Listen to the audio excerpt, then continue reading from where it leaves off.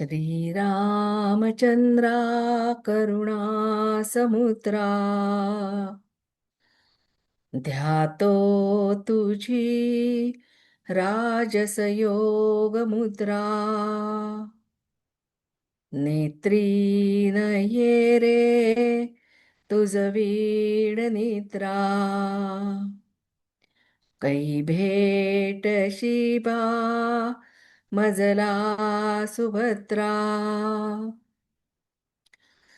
मनोजवं मारुततुल्यवेगं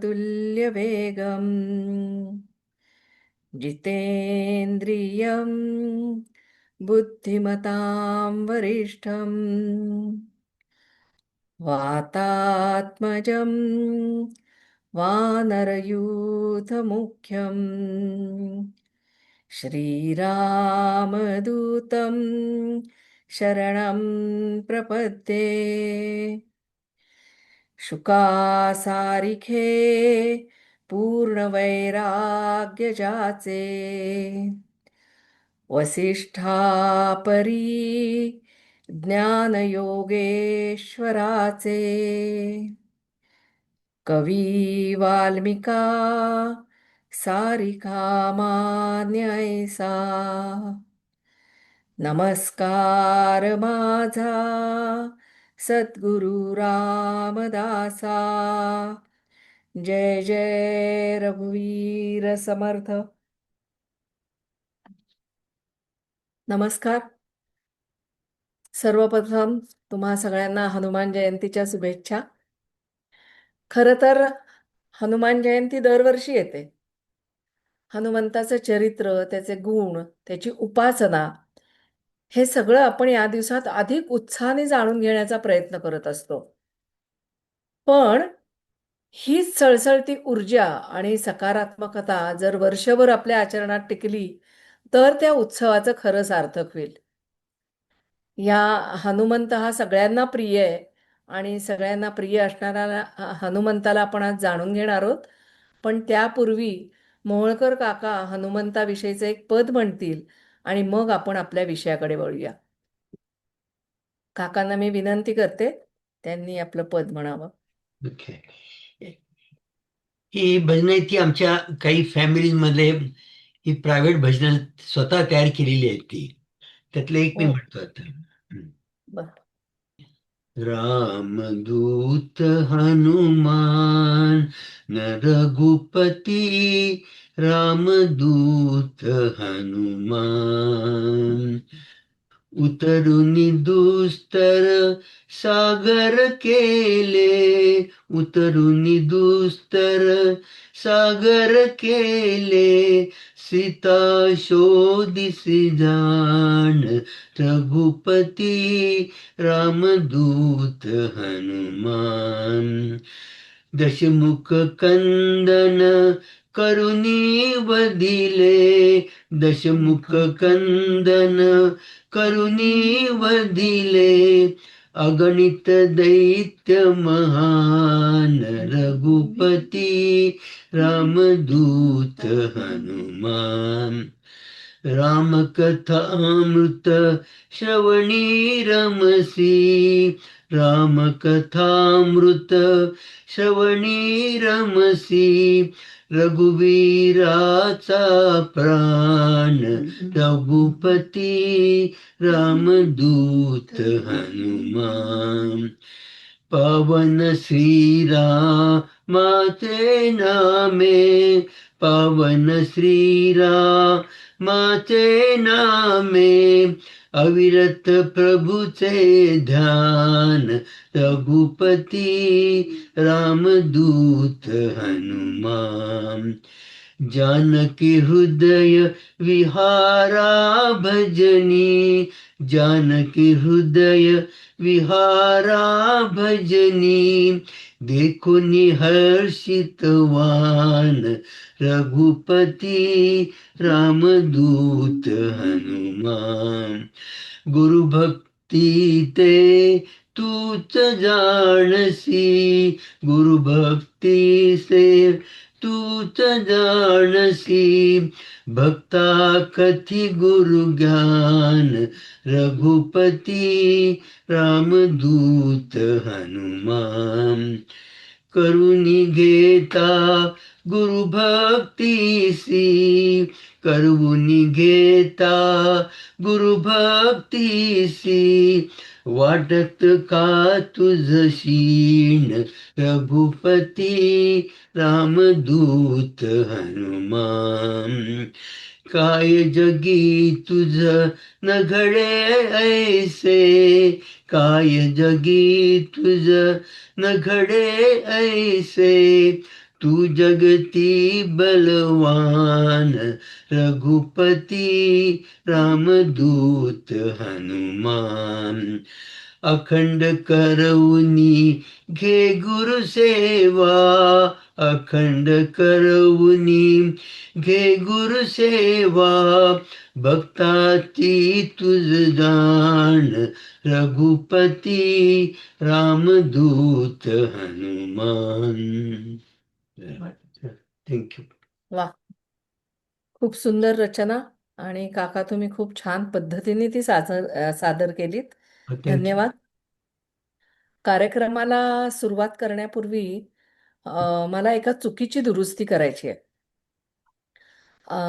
मी नुकताच दास म्हणे रघुनाथाचा गुण घ्यावा हा व्हिडिओ जो श्रीरामांचं गुणवर्णन करणारा आहे तो सादर केला. आणि यामध्ये मी अनवधानाने श्रीराम आणि समर्थ रामदास स्वामी यांची जन्मवेळ दुपारी 2 वाजता अशी सांगितली. या चुकीबद्दल क्षमस्व. प्रत्यक्षात ही वेळ दुपारी 12 वाजता हीच आहे. पुन्हा एकदा चुकीबद्दल मी दिलगिरी व्यक्त करते. आता आपण आपल्या कार्यक्रमाकडे वळूया. यापूर्वी आपण श्रीरामांचं चरित्र त्याचं गुणवर्णन बघितलं. आणि श्रीराम चरित्र जे बघितलं त्यामध्ये हनुमंताचं स्वतंत्र असं स्थान आहे हे आपल्या लक्षात आलं. एक अलौकिक उत्तुंग असं हनुमंताचं व्यक्तिमत्व आहे. वीरांमध्ये अग्रणी, भक्तीमध्ये अग्रणी, ज्ञानामध्ये अग्रणी असा हा हनुमंत. तो श्रीरामांना विशेष प्रिय आहे. हनुमंत हा रामायणाचा प्राण आहे. पूर्ण रामायणामध्ये प्रभू रामचंद्रांबरोबर हनुमंत देखील आपल्या नजरेमध्ये विचारांमध्ये ठाण मांडून बसतो. रामायणामध्ये अनेक व्यक्तिरेखा आपण पाहिल्या. अनेक सकारात्मक व्यक्तिरेखा आहेत, नकारात्मक व्यक्तिरेखा आहेत. पण ह्या कुणाचं स्वतंत्र मंदिर आपल्याला पाहण्यात येत नाही. एकट्या हनुमंताची अनेक मंदिरं भारतभरातच नाही तर भारताबाहेर देखील आपल्याला पाहायला मिळतात. हनुमंताचं वेगळेपण होतच तसं आणि तेच आपण आज जाणून घेणार आहोत. हनुमंताच्या चरित्रामध्ये बालपणी त्याला मिळालेल्या ऋषींचा शाप हा आपल्याला सगळ्यांना माहिती आहे. आणि त्या शापामुळे त्याला आपल्यातली विलक्षण जे त्याच्यातलं सामर्थ्य होतं त्याचं त्याला विस्मरण झालं होतं. त्याला त्याच्या सामर्थ्याची आठवण करून देईपर्यंत समोर पसरलेला अथांग सागर आपण पार करू शकतो याची त्याला जाणीव नव्हती. पण जेव्हा त्याला त्याच्या सामर्थ्याची जांबुवंतांनी आठवण करून दिली तेव्हा त्याचा आत्मविश्वास वाढला. त्यांनी 100 योजनं दूर असलेला हा जो समुद्र आहे तो तर पार केलाच, पण भगवती सीतेचा शोध लावून लंका दहन करून तो परत आलाय. आपल्याला आपल्या समाजात अवतीभोवती अशी अनेक माणसं दिसतात ज्यांना आपल्या सामर्थ्याचं विस्मरण झालंय. समाजात वावरताना सतत एक दडपण घेऊन अशी जगणारी माणसं आपण बघतो. आणि अशा जगणाऱ्या माणसांना हनुमंतामध्ये जी निर्भय वृत्ती आहे, निधड्या छातीने जगायला शिकवते. हा गुण अतिशय महत्वाचा आहे.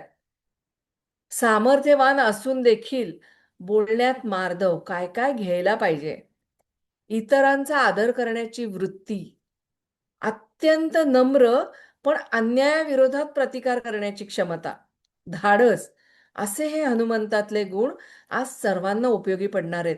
म्हणजे मुलांसमोर आपण जे लहानपणापासून मुलांवर संस्कार करतो, त्यामध्ये ह्या गोष्टी असणं, बोलण्यातलं मार्दव हे लहानपणापासून शिकवायला पाहिजे. इतरांचे आदर करण्याची वृत्ती, नम्रपणा हे संस्कार लहानपणापासून घडणं गरजेचं आहे. म्हणजे मग जसं आमच्या इथे तरी आहे, की मे महिना आला की व्यक्तिमत्व शिबिर चालू होतं आणि त्यामध्ये मुलांच्या जडणघडणीसाठी काही प्रयत्न केले जातात. पण ह्या गोष्टी घरांमधनं शिकवणंही तितकंच गरजेचं आहे. आणि हा जो आम्हाला सगळ्यांना प्रिय असणारा हनुमंत आहे ना, तो आम्हाला हेच सगळं शिकवतोय. हनुमंताला अनेक शक्ती प्राप्त झाल्यात. त्यापेक्षा त्याला त्याची जाणीव झाली आणि त्याचा उपयोग त्यांनी इतरांसाठी केलाय, हे महत्वाचं आहे. ऋषींकडून त्याला जो शाप मिळालाय, तो त्याच्यावर अंकुश ठेवण्यासाठी होता. आणि या शापामुळे हनुमंत एकदम शांत आणि नम्र झाला. आता या घटनेमुळे हनुमंतामध्ये झाला तो सकारात्मक बदलच झालाय. म्हणजे हा सकारात्मक बदलच अपेक्षित आहे. रावणाला देखील अनेक वर मिळालेत. पण त्यांनी त्याच्या सामर्थ्याचा उपयोग काय केला आपण बघतोय. तो इतरांसाठी न करता स्वतःच्या स्वार्थासाठी त्यांनी आपल्या सामर्थ्याचा उपयोग केलाय. आता हनुमंतामध्ये जो बदल झाला, त्यामध्ये त्यांनी ऋषींची सेवा केली आहे आणि ही ऋषींची सेवा करून त्यांनी सगळ्या विद्यांचं अध्ययन केलंय. सूर्याने त्याला जो वर दिलाय, त्या वरामुळे सूर्यदेवांकडून शास्त्राचं आणि वेदांचं उत्तम ज्ञान त्याला प्राप्त झालेलं आहे. त्याचे गुरु कोण आहे तर सूर्यदेव, त्यांनी त्याला शिक्षण दिले आणि त्यामुळे तो तेजस्वी बनलाय. म्हणजे शक्ती नियंत्रणात ठेवली तर त्याचे कसे चांगला उपयोग होतो हे हनुमंताकडनं आपल्याला शिकायला मिळतं. हनुमंताला उत्तम वक्तृत्व शैली प्राप्त झाली आहे. बघा जेव्हा हनुमंत आणि प्रभू रामचंद्र यांची पहिली भेट झाली, तेव्हा रामचंद्रांनी स्वतः हनुमंताच्या बुद्धिमत्तेचा गौरव केलेला आहे. लक्ष्मणाजवळ त्यांनी स्वतः ह्याच्याबद्दल त्याच्या गुणाचं कौतुक केलंय. काय म्हणतात रामचंद्र? "अरे लक्ष्मणा, मी माझ्या जीवनात अनेक विद्वान बघितले, पण असा विद्वान मी आजतागायत पाहिलेला नाही. हा 4 वेदांचा ज्ञाता आहे. व्याकरणाची बैठक त्याची उत्तम आहे. त्यामुळे तो आत्तापर्यंत इतकं बोलला, तरी त्याच्याकडून व्याकरणाची एकही चूक झालेली नाही." प्रथम दर्शनीच रामचंद्रांनी त्याच्या गुणांचं कौतुक केलेलं आहे. त्याचे गुण त्यांनी जोखलेले आहेत. गोस्वामी तुलसीदास हनुमंताबद्दल बोलताना सकल गुणनिधान हे विशेषण वापरतात. म्हणजे सद्गुणांचा अर्क. आता ह्या गुणांचंच आपण थोडंसं चिंतन करणार आहोत. हनुमंत ज्ञान, गुण आणि शक्तीचा सागर आहेत आणि त्याचबरोबर अत्यंत बलवान, बुद्धिमान आणि नम्र आहेत. म्हणजे जर सागराची खोली बघायला गेली तर जशी आपल्याला समजत नाही, तसंच हनुमंताच्या ज्ञानाची खोली आपल्याला समजत नाही. केवळ शास्त्रज्ञान नाही, तर योग्य वेळी योग्य निर्णय घेण्याची क्षमता त्याच्याकडे आहे. भगवती सीतेचा जेव्हा त्यांनी शोध घेतला, एकटा गेलेला आहे, तेव्हा संयम, बुद्धी आणि विवेक याचा वापर करून त्यांनी योग्य पावलं उचललेली आहेत. अनेक गुणांचा सागर आहे आणि असा हा हनुमंतामध्ये चांगुलपणा तर होताच, पण त्याचबरोबर निष्ठा, प्रामाणिकपणा, सेवाभाव आणि कृतज्ञता या गोष्टीही आपल्याला पाहायला मिळतात. अफाट शक्ती केवळ शारीरिकच नाही हं, तर मनाची ताकद पण त्याची अफाट होती. संकटात स्थिर राहण्याची विलक्षण क्षमता त्याच्याकडे होती. संकटात स्थिर राहणं हा गुणच म्हणायला लागेल. कारण त्यावेळेला आपण ज्या पद्धतीने अस्वस्थ होतो, तर तसं न होता जर शांतपणे आपण त्यावेळेला ती परिस्थिती स्वीकारली, तर आपण योग्य तो निर्णय घेऊ शकतो. आणि ही क्षमता हनुमंतामध्ये होती. हनुमंत केवळ बलवान आणि बुद्धिमानच नाहीयेत बरं का, तर ते कुशल वक्ता आहेत. वक्तृत्वाचे उत्तम गुण जे आहेत, त्याचंच कौतुक तर प्रभू रामचंद्रांनी केलं ना. बोलताना प्रत्येक मुद्दा सविस्तर मांडतात. पाल्हाळी कथा अजिबात नाही. मुद्देसूद बोलतात. बरं, हे मुद्दे मांडताना पण कुठेही ते मुद्दे मागे पुढे होत नाहीत. या सगळ्या गोष्टींमध्ये त्यांच्या विचारांमध्ये स्पष्टता आहे आणि त्यामुळेच त्यांना आठवून आठवून काही बोलायला लागत नाही. त्यांचा प्रत्येक मुद्दा हा स्वयंपूर्ण आहे. बोलण्यात सहजता आहे, हावभावामध्ये अतिरेक नाहीये, सर्व गोष्टी प्रमाणात. आणि सगळ्यात विशेष म्हणजे बोलण्या वागण्यात नम्रता.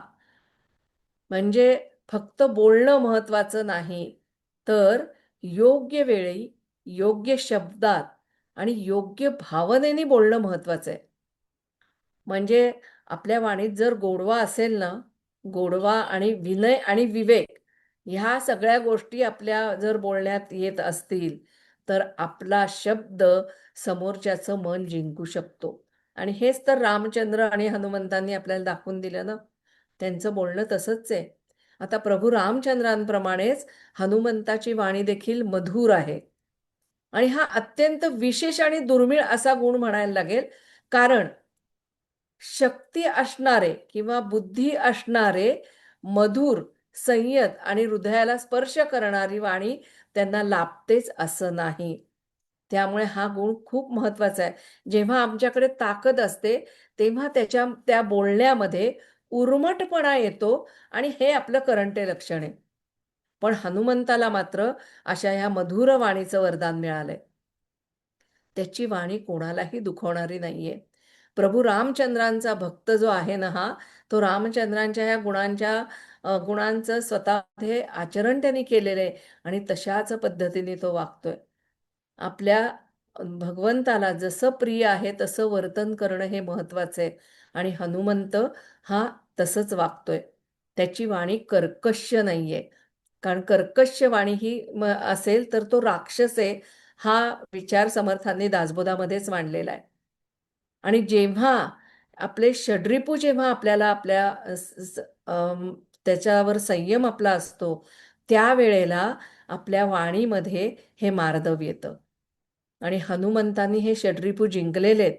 या षड्रिपूंविषयी आपण आपल्या ह्या समर्थवाणी या चॅनलमध्ये एक स्वतंत्र एक प्लेलिस्टच केलेली आहे. त्यामध्ये सगळे हे षड्विकार कसे आहेत आणि ते आपले शत्रू कसे आहेत, त्याला जिंकणं कसं महत्वाचं आहे, हे त्यामध्ये स्पष्ट केलेलं आहे. आपल्याला पाहिजे असेल तर ते लिंक मी डिस्क्रिप्शनमध्ये देईनच आपल्या ह्याच्या खाली, आपल्या आत्ताच्या व्हिडिओखाली. तर ह्या हनुमंताची जी वाणी आहे, ती कर्कश नाहीये.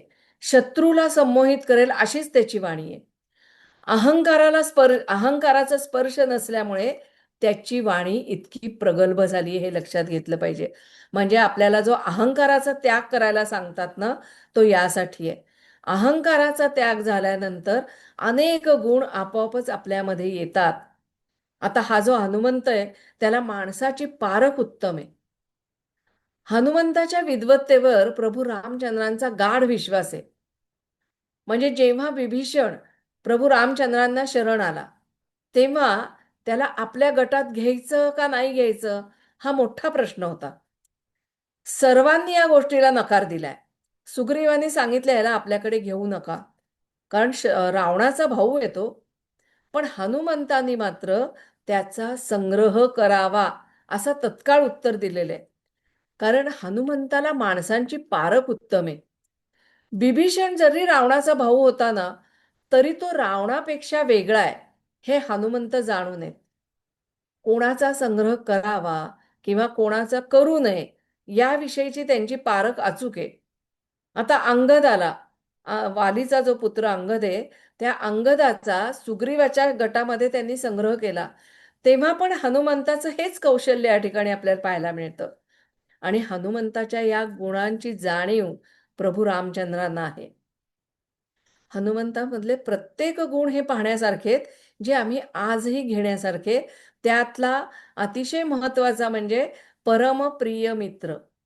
कारण मैत्रीला आजकाल खूप महत्त्व आलेलं आहे. एखादं नातं बाजूला पडलं तरी चालेल, पण मित्र परिवार हा महत्त्वाचा आहे. इतकं त्या परिवाराला महत्त्व आलेलं आहे. चुकीचं काहीच नाहीये. पण परममित्र होता आलं पाहिजे, ते सुद्धा हनुमंतासारखं, हे लक्षात घेण्यासारखं आहे. हनुमंत आणि सुग्रीव यांची जी मैत्री आहे ती अग्निदेव आणि वायुदेवांसारखी आहे. त्यांची मैत्री सामान्य नाहीये.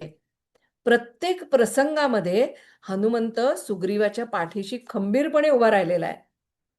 वाली आणि सुग्रीव यांच्यामध्ये जो वैरभाव आहे त्याच्यामध्ये सुग्रीवावर जो अन्याय झालेला आहे तो लक्षात घेऊनच त्यांनी सुग्रीवाला साथ दिली आहे. पण त्याच्या शक्तीचं त्याला विस्मरण झाल्यामुळे काय झालं, वालीला प्रतिकार करण्याविषयी हनुमंत सुग्रीवाला सुचवत नाही.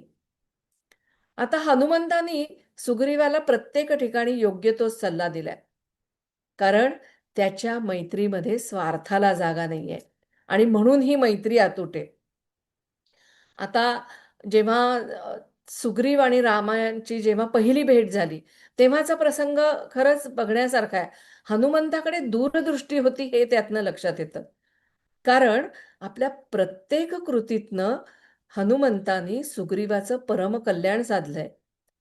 दोघही समदुःखी आहेत. श्रीरामाच्या पत्नीचं रावणाने हरण केलंय, तर वालीनी सुग्रीवाची जी पत्नी आहे रुमा तिला आपल्या अंतपुरात डांबून ठेवले. दोघं जण समदुःखी आहेत आणि हे लक्षात घेऊनच हनुमंतानी त्यांच्यामध्ये सख्य घडवून आणले. म्हणजे या ठिकाणी चक्क त्यांनी वेदी उभी केली आहे आणि दोघांनाही अग्नीच्या साक्षीनी मैत्रीची प्रतिज्ञा घ्यायला लावली आहे. या ठिकाणी हनुमंतांनी दोघांमध्ये सख्यत्वाचा संस्कार केलाय, करार केला नाहीये. कारण करार मोडला जातो पण संस्कार मनात कायम रुजला जातो आणि त्यामुळे काय होतं, हे नातं अतूट आयुष्यभर टिकलं जातं. आणि हे लक्षात घेऊनच हनुमंतानी हा मैत्रीचा संस्कार या ठिकाणी केलेला आहे, दोघांना एकत्र आणलेलं आहे. हनुमंताला एक माहिती आहे की या संस्काराने झाला तर सुग्रीवाचाच कल्याण होणार आहे, त्याचाच फायदा होणार आहे, हे हनुमंत जाणून आहेत. आणि प्रभू रामचंद्र कसे आहेत हेही तर त्याला माहिती आहे. कारण श्रीराम जे आहेत ते कुणाशी एकदा मैत्री केली की ते जन्मभर निभावतात. म्हणजे जर गुह जो राजा आहे भिल्लांचा त्याची आणि प्रभू रामचंद्रांची शिकारीच्या निमित्ताने भेट झालेली आहे, त्या निमित्ताने ओळख झालेली आहे. पण ही मैत्री त्यांनी कायम टिकवलेली आहे. शेवटपर्यंत या दोघांची मैत्री टिकू नये या युद्ध प्रसंगामध्ये देखील या निषादराजची त्यांना सहकार्य झालेलं आपल्याला पाहायला मिळतं. आणि म्हणूनच हनुमंत हे जाणतात की सुग्रीव जरी चुकला तरी प्रभू रामचंद्र त्याला सोडणार नाहीत. त्यांना खात्री आहे. कारण काय आहे, सुग्रीव हा दुर्बलच आहे ना, त्यामुळे त्याच्याकडनं काहीतरी चूक होणारच आहे. पण रामांकडनं मात्र त्याला सांभाळून घेतलं जाईल ही त्याला खात्री आहे. आणि पुढे घडलंही तसंच आहे. वालीवधानंतर काय घडलंय, सुग्रीव राज्यावर बसला पण सुखासीनतेमध्ये रमला. इतका रमला की त्याला राम लक्ष्मणांचं विस्मरण झालं. त्यांना तो साधं भेटायला देखील गेला नाही, त्यांची चौकशी केली नाही. एवढा पाऊस पडतोय, त्यांची सोय काय आहे, त्यांचं कसं चाललेलं आहे. रामचंद्र भगवती सीतेच्या विरहामध्ये व्याकुळ झालेले आहेत, पण कुठलीही चौकशी सुग्रीवानी या दोघांची केलेली नाहीये. आणि मग अशा प्रसंगामध्ये लक्ष्मण अतिशय क्रोधित झालाय. तेव्हा रामाने त्याला काय सांगितलं, अग्नीसमोर मी मैत्रीची प्रतिज्ञा घेतलेली आहे, त्यामुळे आता तो माझा सखा झालेला आहे. त्याला तू म्हणजे लक्ष्मण म्हणतो ना की आता मी त्याचा वधच करतो. तर तेव्हा तो सांगतो की त्याच्या जीवाला कुठलाही धोका पोचता कामा नये, हे रामांनी सांगितलंय. म्हणजे हे खरं तर हनुमंताचं यश आहे. त्यांनी जो मैत्रीचा संस्कार केलाय ना, त्यामुळे सुग्रीवाला या ठिकाणी जीवदान मिळालंय. म्हणजे परिस्थिती बदलवणारे मित्र महत्वाचे आहेत, पण परिस्थितीनुसार बदलणारे विश्वासघातकी मित्र आपल्या जवळपास पण नकोत, हे सूत्र आपल्याला या मैत्रीतनं गवसतं. म्हणजे हे मैत्रीच्या संदर्भात हे वाक्य मी मुद्दामून आवर्जून सांगते, कारण मैत्री ही आम्हाला परमप्रिय झालेली आहे. पण ह्या मैत्रीमध्ये स्वार्थ नको आणि आपली परिस्थिती बदलवण्यासाठी आपल्याला सहकार्य करणारे असं हे मित्र असावेत, हे लक्षात घेण्यासारखं आहे. आता हा हनुमंत अतिशय मुत्सद्दी आहे. सतत सुग्रीवाचा तो चिंततोय आणि त्यामध्ये सतत त्याचं लक्ष या सुग्रीवाला कसं त्याला उत्तम दिशेने घेऊन जाता येईल, त्याला यशाकडे कसं घेऊन जाता येईल या दृष्टिकोनातनं त्याचे प्रयत्न आहेत. शबरीची भेट घेऊन तिच्या सांगण्यावरनं जेव्हा प्रभू रामचंद्र आणि लक्ष्मण हे या ऋष्यमुख पर्वताच्या दिशेने येतात, त्यावेळेला हे दोन कोणीतरी मानव आहेत आणि ते आपल्या ह्या पर्वताच्या दिशेने येत आहेत. आणि हे इकडे येणारे मानव बघून इकडे सुग्रीव घाबरला. सुग्रीवाला असं वाटलंय, की आपल्याला मारण्याकरता वालीनी हे दोन हेर पाठवलेत. कारण काय झालंय, वालीनी आपल्या राज्यातनं सुग्रीवाला हाकलून दिलेले आहे. आणि त्यामुळे सुग्रीव आपल्या सैन्यासह ऋष्यमुख पर्वतावर येऊन राहिलेला आहे. आणि त्यामुळे त्याला असं वाटतंय, की हे जे दोन मनुष्य आलेले आहेत, ते वालीचे हेर आहेत आणि आपल्याला मारण्याकरताच आलेले आहेत. वालीची दहशत एवढी आहे ना, की सुग्रीव वालीला खूप घाबरतो. त्यामुळे त्याला प्रत्येक वेळेला त्याच्या मनामध्ये अशी शंका येते, की हा आपल्याला मारण्यासाठीच काहीतरी प्रयत्न करतोय. पण अशा वेळेला त्यांनी काय केलंय, हनुमंताला सांगितलंय, की बघ रे बाबा, हे दोघं जण कोण येत आहेत. कारण काय आहे, सुग्रीव पळण्यात अतिशय तरबेज आहे. तो वेगाने धावतो आणि वालीला त्यामुळे त्याला पकडता पण येत नाही. पण आता इथे प्रश्न काय आलाय, हे दोघं जण धनुष्यबाण घेऊन आलेत. तो हनुमंताला म्हणतो, अरे मी वेगाने पळू शकतो, पण हा बाण माझ्यापेक्षा वेगाने पळतो ना. त्यामुळे त्या बाणापुढे माझा निभाव लागणार नाही. तू आपला हनुमंता जा आणि ते दोघं जण कोण आहेत ते बघून ये. आणि शत्रू असतील तर त्यांचा तिथेच नाश कर. आता हनुमंत या ठिकाणी सुग्रीवाला शांत राहण्याचा सल्ला देतात. हनुमंत म्हणतात, मी तिथे जातो, बघतो आणि तुला सांगतो. तू काळजी करू नकोस. हनुमंत या दोघांना भेटायला येतात, पण त्यावेळेला थेट तिथे जाऊन ते त्यांना भेटत नाहीत किंवा गेल्यानंतर देखील स्वतःची ओळख सांगत नाहीत. आधी हनुमंतांनी काय केलंय? त्यांनी वेषांतर केले. एकदम समोर न जाता त्यांनी काय केलं, ते ज्या झाडाखाली बसलेले आहेत, त्या झाडावर हनुमंत जाऊन बसलेले आहेत. आणि ते दोघं जण काय बोलतायत, त्यांचे हावभाव कसे आहेत, त्याचं निरीक्षण त्यांनी केलंय. आणि ते वालीचे हेर नाहीत, ही खात्री पटल्यानंतर मग हनुमंत त्या दोघांच्या समोर गेलेत. आणि आधी त्यांनी त्यांची पूर्ण चौकशी केली आहे. त्यामध्ये त्यांच्या येण्याच्या मागचा त्यांचा नेमका हेतू काय आहे, हे त्यांनी जाणून घेतलेलं आहे. म्हणजे किती सावधगिरी बाळगली आहे बघा. अखंड असावे सावध हे समर्थांनी जे सांगितले ना, हे सावधपण हनुमंताच्या जागी मुरलेलं आहे. आणि हे सावधपणे त्यांनी सगळी चौकशी केली आहे आणि मगच मूळ रूपात ते प्रभू रामचंद्रांसमोर आलेत. नेमकी परिस्थिती काय आहे ती समजून घेऊन योग्य मार्गाने कार्य करणं. आणि ही कला जी आहे ना, ही कलाच आहे. तर हे कार्य साध्य करण्यासाठी ही कला महत्वाची आहे आणि हेच हनुमंताचं मुत्सद्दीपण आहे. कुठल्या प्रसंगात कसं वागावं हे हनुमंताकडनं शिकण्यासारखं आहे. उतावळेपणा नाही, विचारपूर्वक आणि संयमाने असंच वागणं हनुमंताचं आहे. यालाच तर मुत्सद्दीपणा म्हणतात ना. आणि हाच गुण हनुमंताकडे आहे. अजून एक उल्लेखनीय गुण असा आहे, की हनुमंताकडे संघटन कौशल्य उत्तम आहे. हनुमंत पराक्रमी तर आहेच, पण त्याचबरोबर इतरांना एकत्र आणून योग्य दिशेने त्यांना प्रेरित करून मोठं कार्य घडवून आणणार आहेत. आता भगवती सीतेच्या शोध कार्यामध्ये सुरुवातीला सगळ्यांच्या मनामध्ये भीती आहे, शंका आहे, संभ्रम आहे, सगळ्या संमिश्र भावना त्यांच्यामध्ये आहेत. अंगदाच्या टोळीला जेव्हा असं ठरलेल्या मुदतीमध्ये आपलं कार्य पार पाडता आलं नाही, त्यावेळेला काय झालं? अंगद आणि त्याचे सहकाऱ्यांनी काय निर्णय घेतला, की आपण प्राणत्याग करूया. कारण आपल्याकडनं हवं ते कार्य योग्य वेळेत घडलेलं नाहीये. आणि अशा वेळेला जर आपण परत गेलो, तर सुग्रीव काही आपल्याला जिवंत ठेवणार नाही. मग त्यापेक्षा आपण आपला प्राणत्याग केलेला बरा. अजूनही अंगदाच्या मनात सुग्रीवाबद्दल शंका आहे बरं का, म्हणून त्याला असं वाटतंय. आणि या प्रसंगी वानरांमध्ये फूट पडली तर सुग्रीवाचं बळ कमी होईल हे जाणून मुत्सद्देगिरीने सर्वांची त्यांनी समजूत घातलेली आहे. सगळ्यांना त्यांनी एकत्र आणलेलं आहे. म्हणजे हे सगळे एकत्र राहिले तरच प्रभू रामचंद्रांचं जे कार्य हाती घेतले ते पार पाडलं जाणार आहे, याची जाणीव देखील हनुमंतांना आहे. आता उत्तम संघटन हा प्रभू रामचंद्रांचा देखील गुण आहे, तो आपण पाहिलेलाच आहे, की त्यामुळेच त्यांनी आपल्या 14 वर्षाच्या वनवासामध्ये जी मोठी सेना तयार केलेली आहे, त्याचाच उपयोग त्यांना या युद्धप्रसंगी झालेला आपल्याला पाहायला मिळतो. हा हनुमंत जो आहे त्याच्यामध्ये निर्भयता हा दैवी संपत्तीतला महत्वाचा गुण त्याच्याकडे आहे.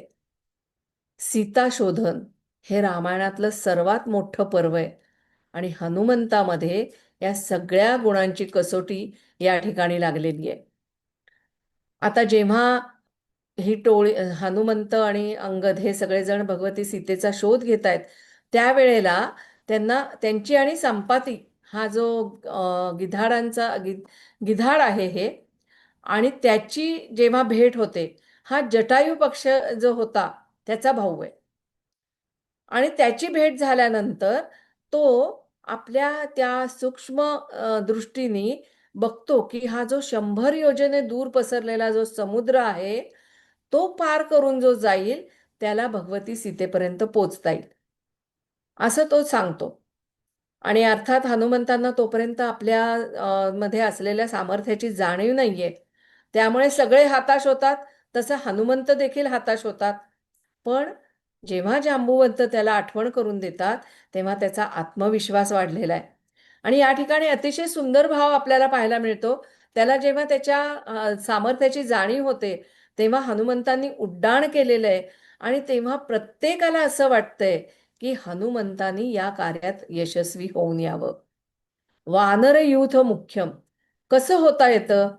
तर समर्थ काय म्हणतात? राखावी बहुतांची अंतरे, भाग्य येते तदनंतरे.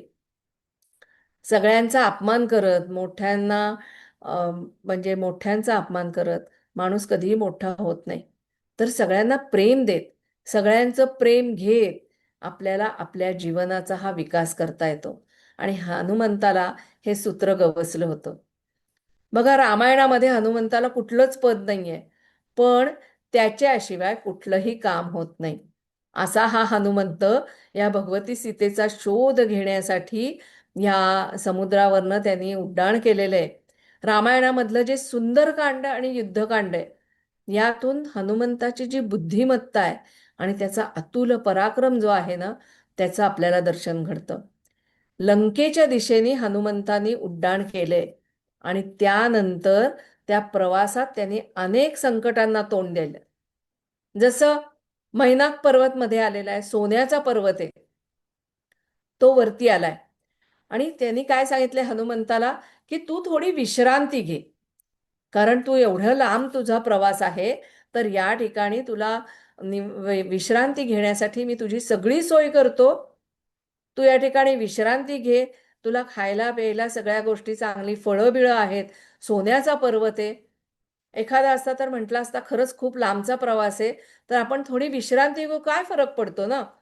एक थोडी विश्रांती घेऊन थोडा काळ इथे व्यतीत करूया आणि जाऊया पुढे. पण हनुमंत या ठिकाणी थांबलेले नाहीयेत. केवळ त्यांनी पर्वताचा मान राखण्याकरता पर्वताला स्पर्श केलाय आणि त्याचा मान राखलाय आणि पुढे गेलेला आहे. प्रत्येक प्रसंगाला वेगळ्या वेगळ्या पद्धतीने हनुमंतांनी तोंड दिलेले.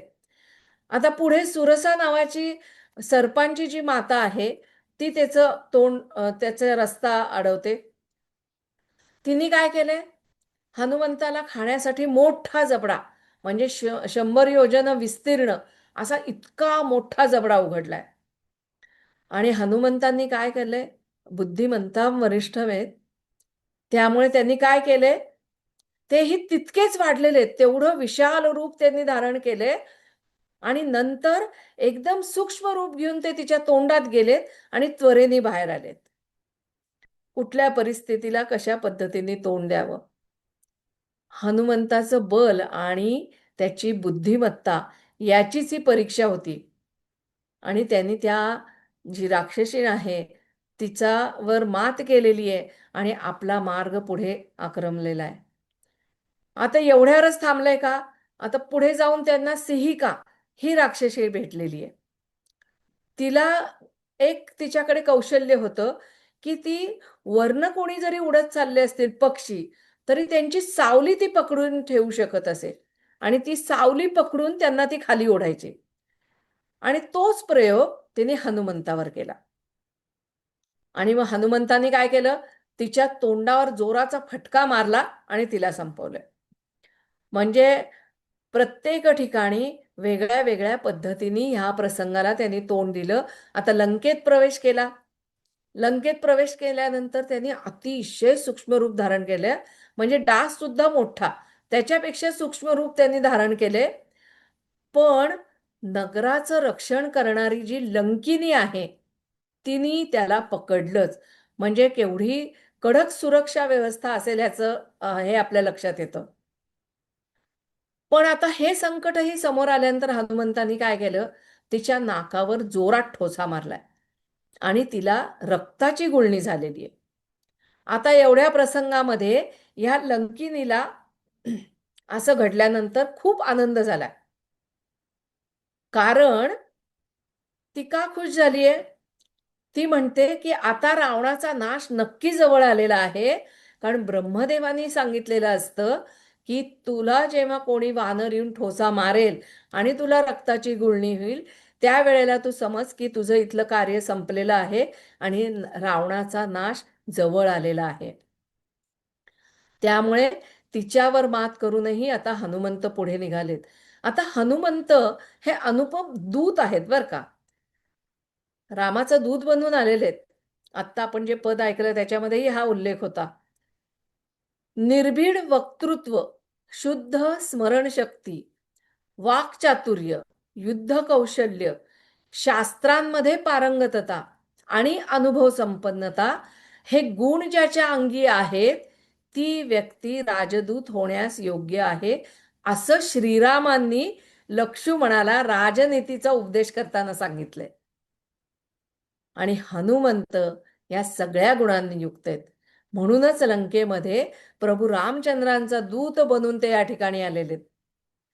निर्भीड वक्तृत्व असणाऱ्या हनुमंतानी रावणाच्या दरबारात उभं राहून त्याला त्याच्या चुकीची जाणीव करून दिलेली आहे. सदाचार प्रेमी असा हा हनुमंत आहे. त्या हनुमंतानी रावणाशी जे संभाषण केले त्यातून त्या रामदूताची प्रतिभा आणि निर्भीड वृत्ती आपल्या लक्षात येते. एकट्याने जाऊन रावणाच्या दरबारात उभं राहायचं ही सोपी गोष्ट नाहीये. या रामदूतानी जेव्हा लंकेत प्रवेश केला, ह्या लंकेत प्रवेश केल्यानंतर त्यांनी सूक्ष्म रूपामध्ये भगवतीचा शोध घेतलेला आहे. सगळ्या महालांमधनं तो शोध घेतोय.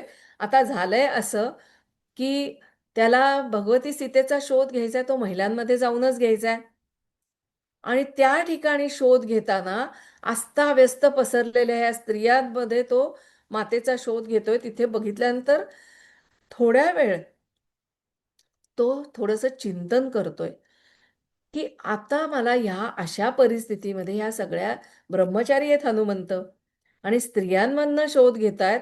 आता हे सगळं शोध घेत असताना प्रभू रामा माझा म्हणजे त्यांचा संयम किती आहे बघा.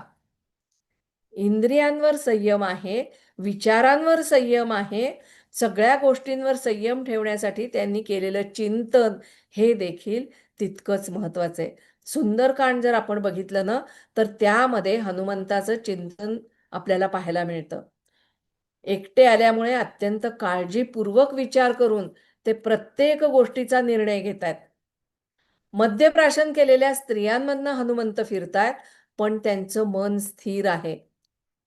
विकारांना त्यांच्या मनात स्थान नाही. अतिशय निष्पाप आहेत. आता हा शोध घेता ना त्यांना मंदोदरी दिसते. म्हणजे बालसुलभ स्वभाव कसा आहे बघा. मंदोदरी दिसल्यावर हनुमंताने टुणकन उडी मारली आहे.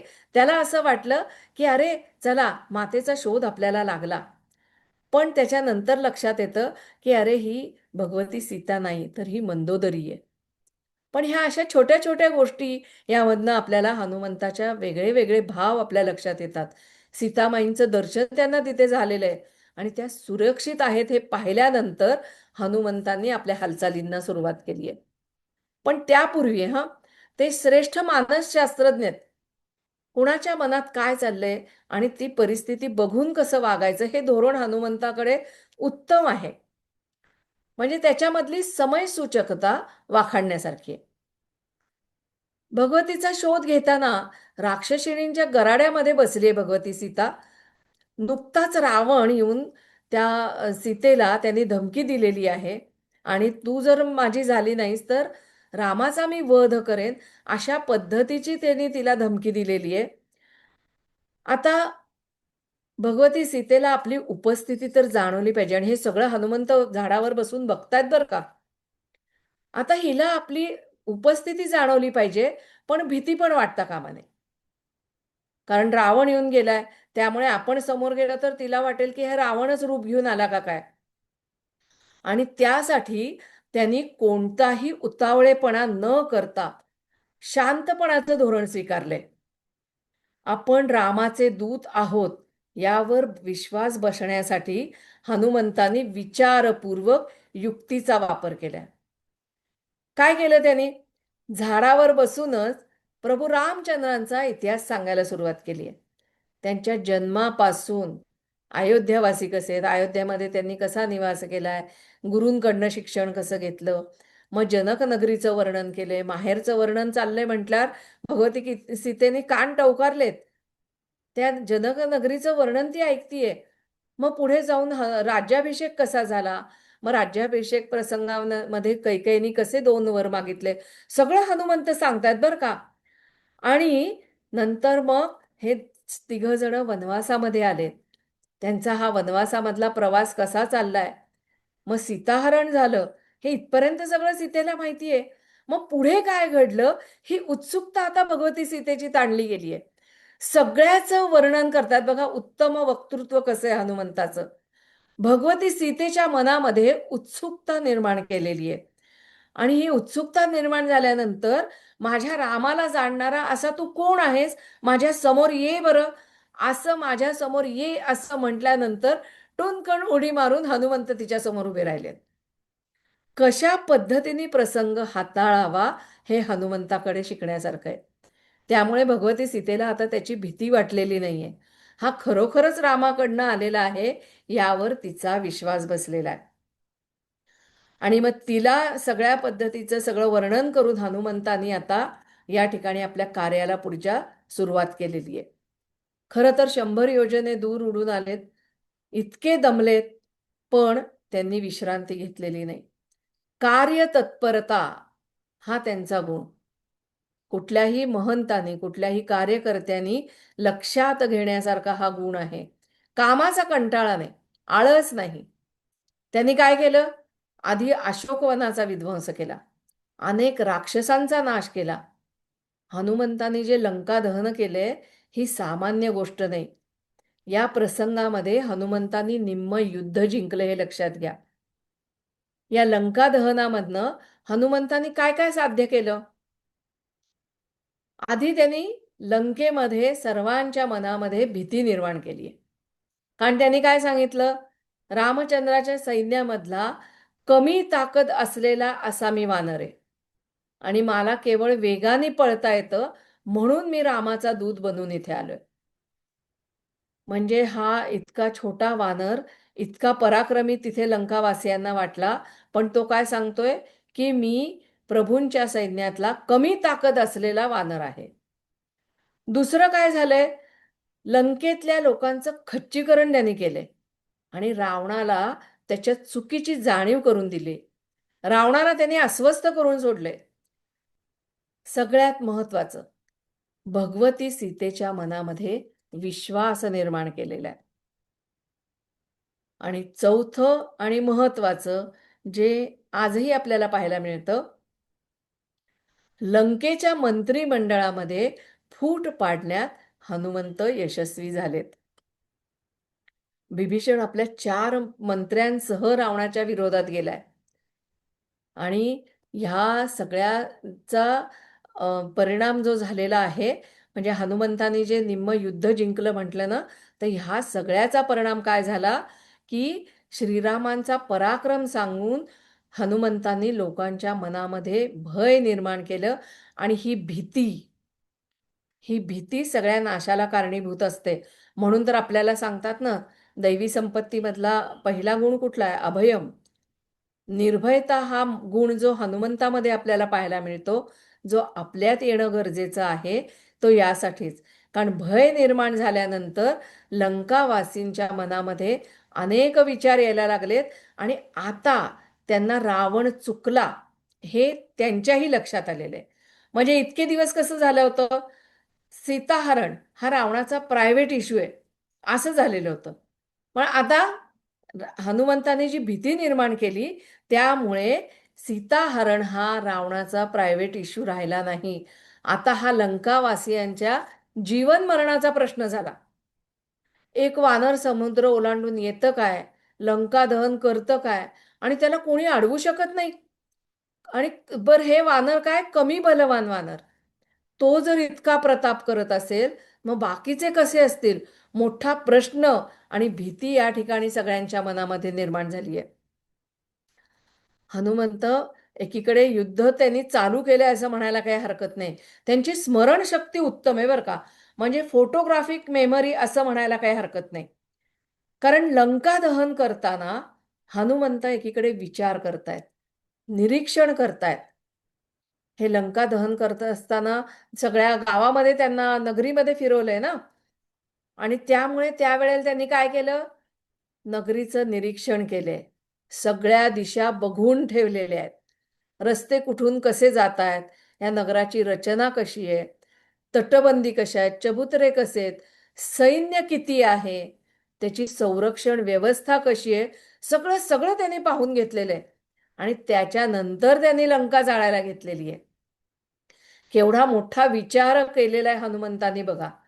म्हणजे हे सगळं काम आपल्याला पुढे रामांना सांगितल्यानंतर युद्धामध्ये उपयोगी पडणार आहे, हा विचार हनुमंतांनी या ठिकाणी केलेला आहे.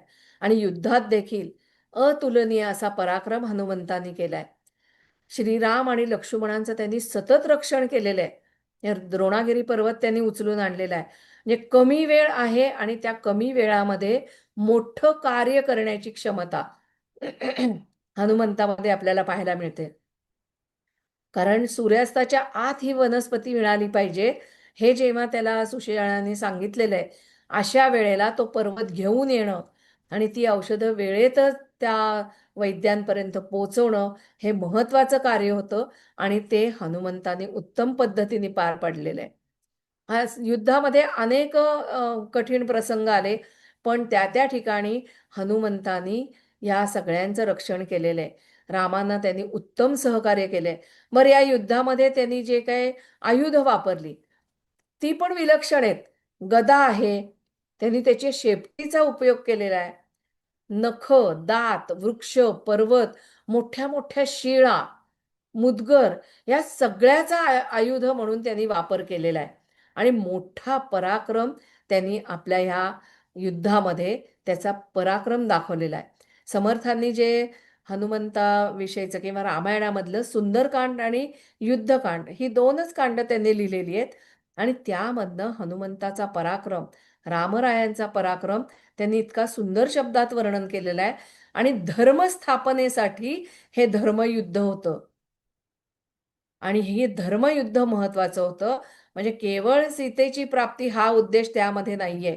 तर हे धर्मरक्षण हा मुख्य मुद्दा यामध्ये होता. आणि ह्या युद्धामध्ये हनुमंतांनी रामरायांना उत्तम सहकार्य केलेलं आहे. असा हा सर्व गुण संपन्न हनुमंत. अनेक गुण अजूनही त्याचे आपल्याला पाहता येतील. पण थोडक्यात जे दर्शन आपण घेतलं, आता जे गुण आपण बघितले, ते सगळे गुण आपण आपल्यामध्ये आणू शकतो. आपण इथे कुठेही म्हणू शकत नाही, की अरे हा कुठलाच गुण ते असामान्य होते म्हणून त्यांच्यात होता, आमच्यामध्ये येऊ शकत नाही असं आपण म्हणू शकत नाही. या प्रत्येक गुणाची जोपासना आपण आपल्यामध्ये करू शकतो. आणि म्हणूनच अशा या हनुमंताचा आदर्श समर्थांनी समाजासमोर ठेवलाय. राम आणि हनुमान हे आपल्याला वेगळे काढता येत नाही. आणि रामाच्या या जो भक्त आहे त्याचा अनेक गुणांपैकी मोजक्या गुणांचा आपल्यासमोर मांडण्याचा मी प्रयत्न केलाय. अगदी थोडक्यात प्रयत्न केलाय. पण तरी सुद्धा हे गुण आपल्या आचरणात आणून आणि आपण जे मुलांवर संस्कार करतो त्यामधनं स्तोत्र श्लोक तर त्याचे संस्कार करायचेच आहेत, पण त्याच्याबरोबर हे वागण्याचं धोरण हे पण आपल्याला ह्या मुलांमध्ये ठसवता आलं पाहिजे. त्यांना आपल्याला हे धोरण शिकवता आलं पाहिजे. हे जे गुण हनुमंतातले आहेत ते त्यांच्यामध्ये कसे विकसित करता येईल या दृष्टिकोनातनं आपल्याला प्रयत्न करता आले पाहिजेत. आणि हे बळ आपल्याला प्रभू रामचंद्र आणि समर्थ देवोत अशीच मी त्यांच्या ठिकाणी प्रार्थना करते. आपण आज ह्या कार्यक्रमाचा समारोप करताना बंध विमोचन राम हे पद म्हणूया आणि ते म्हणून मग आपण आपल्या ह्या कार्यक्रमाची सांगता करूया. बंध विमोचन राम माझा, बंध विमोचन राम, बंध विमोचन राम माझा, बंध विमोचन राम. सकल ही ऋषी मुनी भजती जयासी, सकल ही ऋषी मुनी भजती जयासी, एकचितो सुखधाम माझा, बंध विमोचन राम, बंध विमोचन राम माझा, बंध विमोचन राम. भाव भक्तीच्या सुलभ साधनी, भाव भक्तीच्या सुलभ साधनी, पुरवी सकल ही काम माझा, बंध विमोचन राम, बंध विमोचन राम माझा, बंध विमोचन राम. सद्गुरु कृपये ओळखिला जो, सद्गुरु कृपये ओळखिला जो, कौसल्येचा राम माझा, बंध विमोचन राम, बंध विमोचन राम माझा, बंध विमोचन राम. शरण ही वेणा आत्मा रामा, शरण ही वेणा आत्मा रामा, पावली पूर्ण विराम माझा, बंध विमोचन राम, बंध विमोचन राम माझा, बंध विमोचन राम. जय जय रघुवीर समर्थ.